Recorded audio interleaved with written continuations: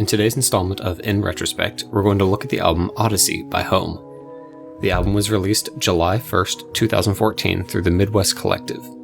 Midwest Collective is a music collective that has been publishing music since August 5th, 2013. The collective focuses on music that emulates 80s and 90s electronic music trends such as synthwave and new disco. Randy Goff, also known as Home, has been creating music since early 2014 from Chicago, and has since made over 200 unique tunes. His style emulates older synthwave and synth-pop music, and brings in elements of lo-fi hip-hop. Home's Odyssey begins with the track Intro. Intro slowly brings in a plucky arpeggiated melody that is soon joined by progressively more pads. This introduces us into the calm atmosphere that this album is set in. We are then greeted by a relaxing melody that plays over other elements. This fades out and we are brought to the next track. Native. The song begins with an almost random sounding melody that is followed by a synthetic bass line. Then, drums straight out of the 80s come in and tie the piece together. This track, though repetitive, is a great example on how somewhat simple elements can come together to create an amazing song. The song repeats the same melody throughout, while slowly bringing in and out new elements that make the song feel almost alive. The song fades as we move to the next. Decay. We start with a very spacious pad playing staccato chords. Another synthesized bass line comes in and leads us into the next section. This next section sounds like we've gone through a time machine, with the way the drums are processed, along with the arpeggiated melody. Each new section brings in a new melody with the same bass line and drum pattern, before returning to the original melody.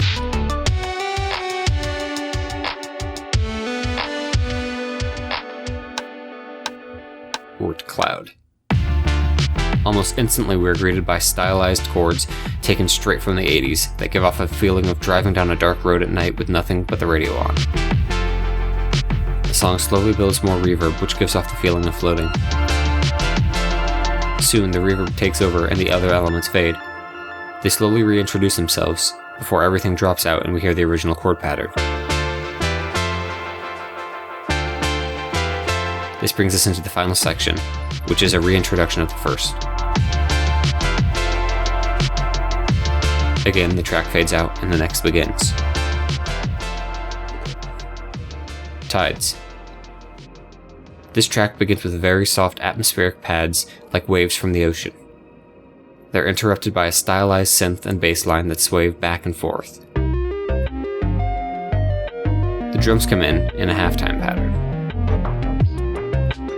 This section ends and brings us back to the atmospheric pads, repeating the beginning again. Nights. I wish I could be there. The track starts with almost haunting chords and a hip-hop hi-hat pattern. The drums and bass line come in and the track takes off.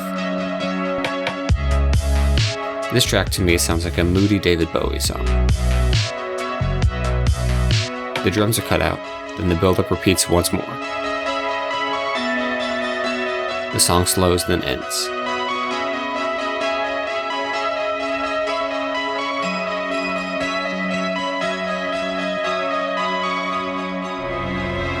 Odyssey. This song begins with chords played by synthetic strings that play for the first minute of the track.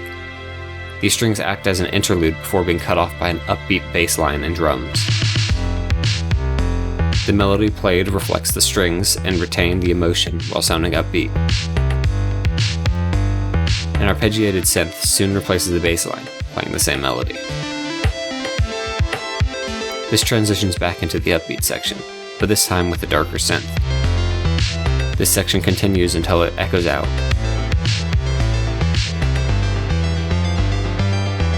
This then brings in the same chords played in the beginning, but by a different pad synth. This section brings us slowly out of the track. New Machines. This track begins with more stylized synth chords that bring us into a very retro-sounding drum pattern. The processing on this drum kit make it sound like it was recorded on a cassette tape, and just sounds really warm. The synth and drums continue as new elements are added and taken away, adding a new melody every step. The track ends on an arpeggiated melody that slows down with time.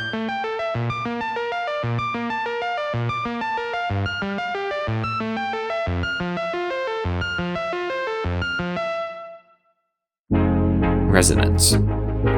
Finally, the one song you know from this album. The song begins with a reverberated synth that slowly is joined by an arpeggiated melody. All of this slowly builds an atmosphere that sounds as if we're floating once again. When the drums come in, they complete the illusion of this track being played on a cassette. This is the song that reminds almost everyone of driving down an 80s synthwave highway. You know, the ones that are purple with the grid. The song's repetitive nature brings us into a trance that we can't escape, but are content staying in. Slowly another melody is brought in over the original, and we continue the cycle. The song eventually ends, and we're left wanting more, as with all tracks on the album.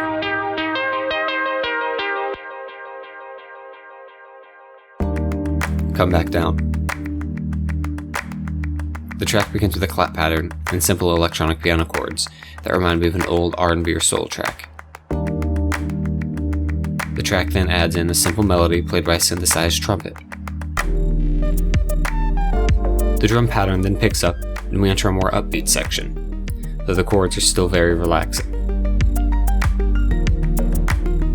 This seems to bring us into another trance before the elements fade out again and leave us with just the drum pattern. We sit on this a moment before repeating the process again. The second half brings in another piano playing occasional notes. And I guess the track's over now.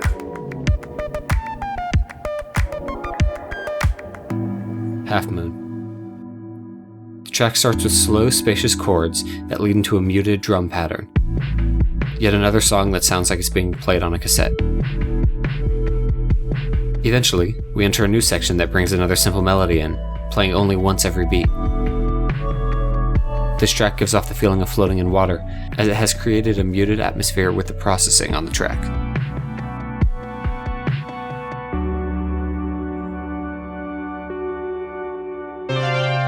On the way out. The first chords we hear remind me of an old video game cartridge being booted up.